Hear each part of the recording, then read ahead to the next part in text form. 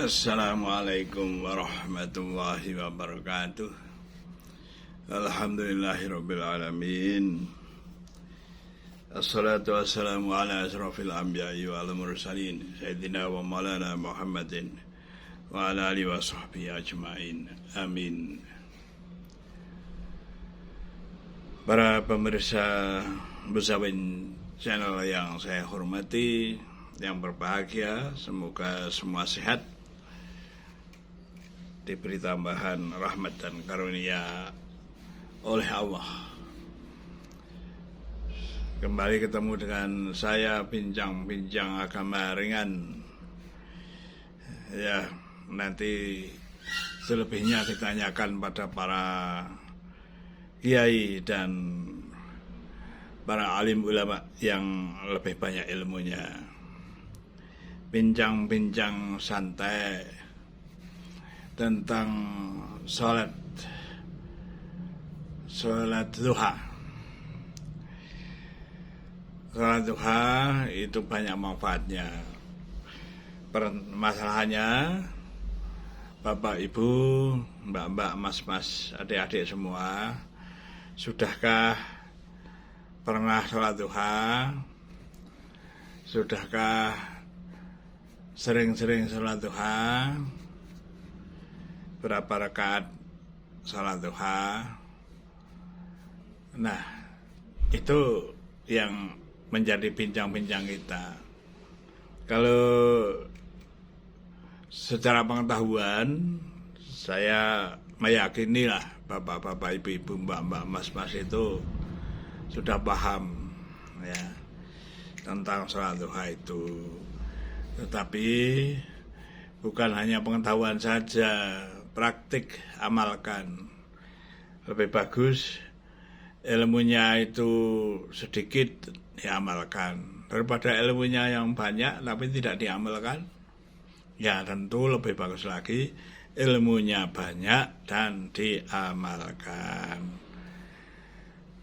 Artinya mari kita meningkatkan diri untuk mencoba ya, berlatih melakukan sholat duha. Sholat duha itu kalau 2 rakaat itu intinya itu sedekah itu. Ya sedekah itu kan nilainya tinggi. Ya. Nah sedekah menyedekahi apa? Sendi-sendi tubuh kita. Badan kita lah gitu, kita sedekahi badan kita. Nah, sedekah itu bukan pada orang lain saja, pada tubuh kita harus kita sedekahi.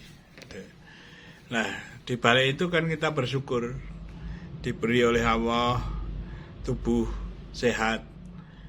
Ya, makanya orang kan sering diminta untuk mikir-mikir untuk dirinya sendiri. Artinya tubuhnya ada berapa miliar sel dalam tubuh kita. Ya, komponen-komponen tubuh itu ya sempurna, bisa berjalan, bisa ada dalam tubuh kita itu ada usus, ada jantung, ada paru-paru, semua berfungsi dengan baik dan diberi kenikmatan ketika makan, minum, kita nikmat. Maka kadang-kala kita ini yang lupa makan, tidak baca basmalah, itu kan. Selesai saja tidak baca hamdalah, itulah kita. Ya, makanya kita introspeksi, bincang-bincang ya. Bincang-bincang ringan agama yang bisa dipraktekkan saja. Ya. Ada hadis kan, kalau baca subhanallah itu sedekah, baca hamdalah sedekah, baca Allahu Akbar sedekah, baca Fatihah sedekah enggak? Ya kalau menurut saya ya sedekah, ada alhamdulillahnya, di situ ada hamdalah, ada alhamdulillahirabbil alamin ya, dan bacaan-bacaan lain dan nyebut asma Allah. Itu kan hanya contoh saja. Ya, contohnya kalau subhanallah sedekah, alhamdulillah sedekah, Allahu akbar sedekah, la ilaha illallah sedekah, itu. Nah, tentu saja namanya contoh tidak disebut semua ya. Kalau disebut semua ya tidak habis. Seperti kita membilang 1, 2, 3, 4, 5 dan seterusnya nggak habis-habis. Nah, contoh saja itu ya. Jadi membaca surah Al-Fatihah itu ya sedekah. Nah, ada juga sedekah itu kan dapat dihadiahkan. Dapat itu ya. Ada hadis itu banyak dihadiahkan, bahkan untuk yang orang yang sudah mati pun bisa disedekahi, dihadiahkan gitu. Nah, karena itu kadang kita sedekah hadiah pahala. Ya karena itu sedekah. Ya, ada yang lalu hadiah Fatihah, hadiah bacaan-bacaan pada orang lain. Ya, saya kira hal-hal wajar saja ya, seperti itu. Ya, jadi logikanya ada kok. Ya, Mbak, tidak semuanya itu dijelaskan detail oleh Nabi Muhammad SAW. Ya karena ya banyaknya masalah di dunia itu. Ya.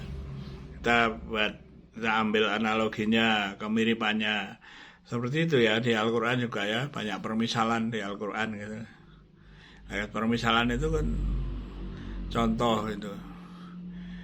Yang setara nanti bisa diambil permisalan ya.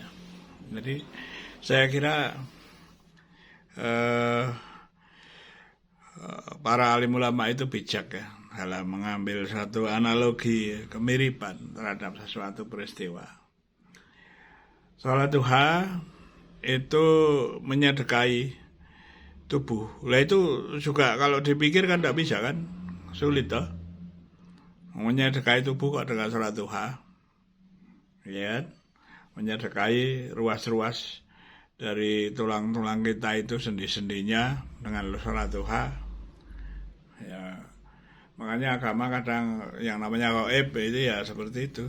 Ya, jadi kita mengikuti Nabi Muhammad SAW yang ngendika bahwa bersabda bahwa salat duha itu untuk menyedekahi tubuh kita. Kalau 2 rakaat ya ada lah yang 4 rakaat ya itu dicatat ya sebagai yang orang yang ya bakti ya gitu ya. Jadi lah tentu saja gradasi lebih banyak lebih bagus. Ada yang salat duhanya 4 rakaat ya, bacaannya ada yang panjang ada pendek. Nah masalah kalau bacaannya ada juga itu yang membacanya itu bertanya pada saya, apakah harus membaca surah itu Asyamsi wa duhaha misalnya sampai akhir? Tidak harus ya. Apakah harus membaca surat Wadduha harus itu? Tidak ada keharusan. Sholat itu pada dasarnya tidak membaca surah saja sudah boleh, itu sunnah. Hanya membaca surat-surat pendek yang bisa yang hafal itu silakan saja. Dan bacaannya berulang-ulang itu saja ya tidak apa-apa. Semua kan tergantung dari pengetahuan dan kemampuannya. Tidak perlu memaksakan diri. Bisanya surat-surat pendek yang singkat-singkat ya silakan saja. Surat Al-Ikhlas, surat rakaat pertama, rakaat kedua Al-Ikhlas lagi ya enggak apa-apa, boleh-boleh saja. Ya. Tetapi juga bagi yang bisa ya membaca, utamanya membaca surat itu ya, Asyam wa syamsi wa duhaha. Nah, ila akhir ayat. Nah, atau bacaan nanti juga wadduha ya. Surah wadduha walayali idza saja dan seterusnya itu. Ila akhir ayat. Nah, baca yang lebih panjang lagi ya silahkan ya. Dan juga ketika sujud, mau sujudnya panjang mau pendek itu kan masing-masing dari kekhusyukannya. Ada yang baca doa-doa di dalam sujudnya, ya dipersilakan saja. Dan ada yang mengaitkan kalau yang suka surat duha itu rezekinya dilancarkan oleh Allah. Ya. Allah memberi kemudahan dalam hal menjemput rezeki. Kalau saya mengatakan menjemput, kan rezeki itu kan sudah di tangan Allah, urusan Allah. Ya, kalau kita selalu mengaitkan orang yang pandai selalu banyak rezekinya, itu juga enggak juga ya. Jadi kalau kita lihat di sekitar kita itu ya ada yang lulusan sekolah dasar, atau mungkin tidak lulus sekolah dasar ya rezekinya banyak, ya pintar dagang dan sebagainya, ya bisa saja. Orang yang sudah sampai doktor, profesor biasa-biasa saja ya bisa saja, karena rezeki itu urusan Allah. Terserah Allah. Tidak usah iri dengan yang satu dengan yang lain, ya. Bahkan kadang-kadang orang yang tidak beragama diberi rezeki yang banyak, ya itu memang begitu, ya. Di dalam Al-Quran disebutkan mereka menggiurkan orang-orang yang beragama gitu. Tapi mereka hanya dapat bagian di dunia gitu kan, di akhirat tidak dapat. Nah, kembali permasalahannya, Allah melancarkan rezeki dalam menyebut rezeki. Yang penting rezeki itu barokah. Barokah itu bermanfaat ya dalam kehidupannya. Yang namanya bermanfaat itu juga berkembang secara bermanfaat. Ya. Misalnya meskipun sedikit rezekinya sebagian disedekahkan, ya, untuk infak, untuk sedekah, itu namanya rezeki yang barokah, yang bermanfaat. Nah, banyak tapi memperolehnya juga tidak baik, nah itu malah menjadi penjerat nantinya, ya. Itu kita kalau masalah keduniaan seperti itulah. Ya, kita tanyakan lagi ya pada para kiai, para ulama, masalah rezeki itu min Allah, urusan Allah. Itu hanya kita mohon saja, misalnya dengan doa Robbi zidni ilman warzuqni fahman, misalnya seperti itu, atau Allahumma inni as'aluka rizqan halalan thayyiban wasi'an wa katsiran barakah wa amalan mutaqabbala birahmatika ya arhamar rahimin, silakan saja, ya. Kalau yang sudah lebih tinggi lagi ilmunya mungkin tidak meminta, ya. Bagi kita kan masih meminta hal-hal yang seperti itu, kerezekian, kesehatan, ya. Ada yang memintanya cukup membaca Ya Hayyu Ya Qayyum, Ya Hayyu Ya Qayyum, tapi di dalam dirinya juga minta, ya. Alam masing-masing itu punya derajat, tingkatan dari kekuatan kita, ya. Kita masih terbiasa dengan masih orang awam, ya, yang kadang senantiasa setiap hari mohon kepada Allah untuk kesehatan, keselamatan, rezeki yang halal, yang barokah, dan keluarga yang sakinah, mawaddah, warahmah, dan sebagainya. Ya, saya kira itu. Kalau ada salah saya dalam mengucap, ya karena bincang-bincang ringan dan karena usia itu kan juga mempengaruhi di dalam bicara, ya, gitu. Ya, mohon maaf yang sebesar-besarnya jika ada salah, ya, ada kelupaan, ada kurang fasih dan sebagainya, mohon maaf yang sebesar-besarnya. Ya, sekali lagi dicek, ya, untuk lebih detailnya tentang sholat duha bisa ditanyakan kepada para kiai, para ulama yang soleh, solihah, yang lebih banyak ilmunya, ya. Mari kita bersabar saja sebagai orang biasa untuk mengamalkan sedikit demi sedikit, tidak apa-apa berlatih, ya. Bersabar, mohonlah kepada Allah dengan sabar dan sholat. Lihat saja, ya. Wallahul muwaffiq ila aqwamit thoriq. Assalamualaikum warahmatullahi wabarakatuh.